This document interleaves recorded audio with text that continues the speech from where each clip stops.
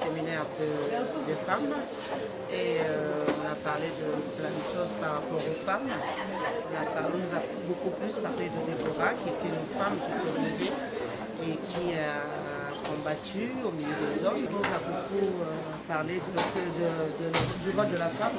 On dit qu'il fallait qu'on se lève comme les femmes qui ont impacté leur génération dans la Bible, telles que Esther, Anne, voilà, Deborah et tout, et Tabitha, toutes celles-là.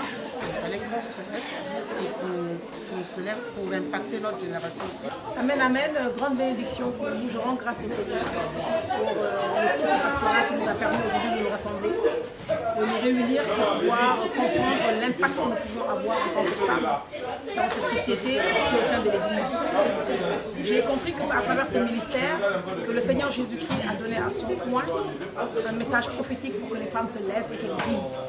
Nous avons vu pendant tout ce temps quelques exemples de femmes qui ont marqué en fait l'histoire dans la parole de Dieu. Nous ne voulons pas être des auditeurs oublieux, raison pour laquelle nous pensons qu'avec les femmes de la résurrection, le Seigneur va être entendu partout dans le monde.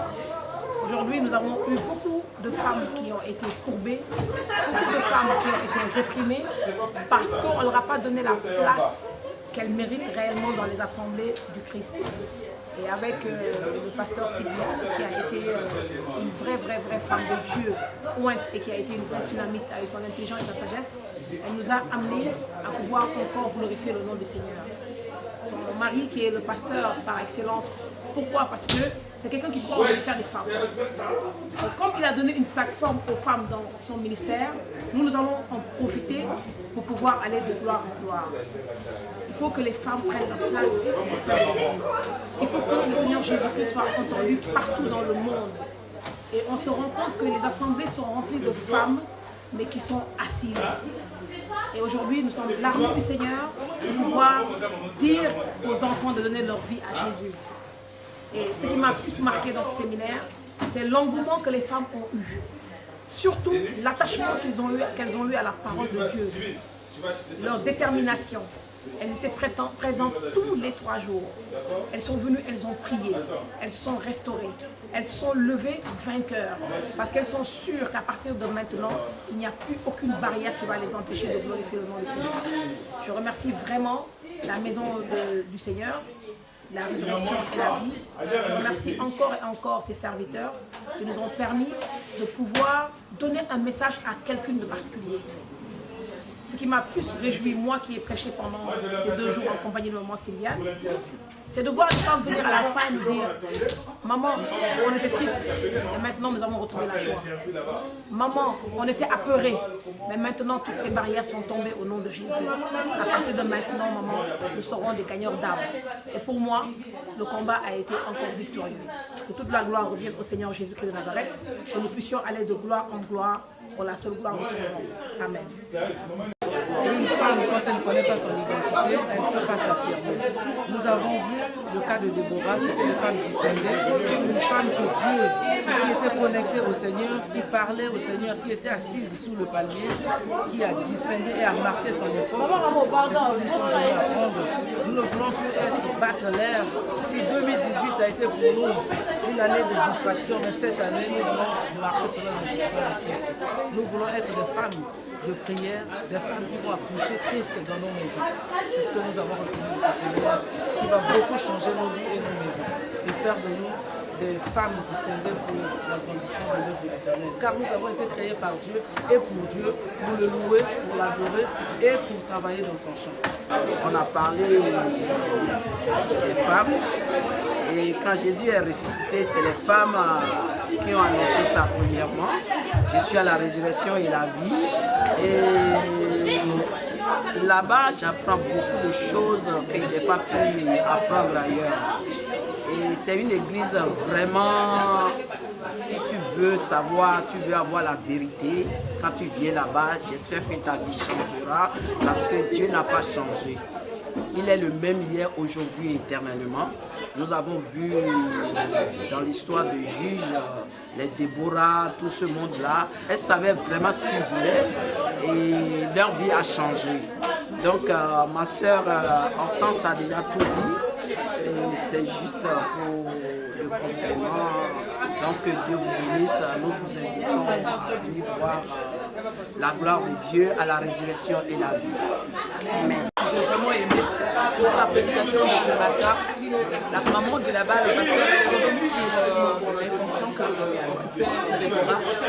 En juge 4 et juge 5, elle a parlé de Déborah qui avait pour fonction, elle était juge en Israël, elle était mère en Israël, elle était femme mariée, elle était aussi prophétesse.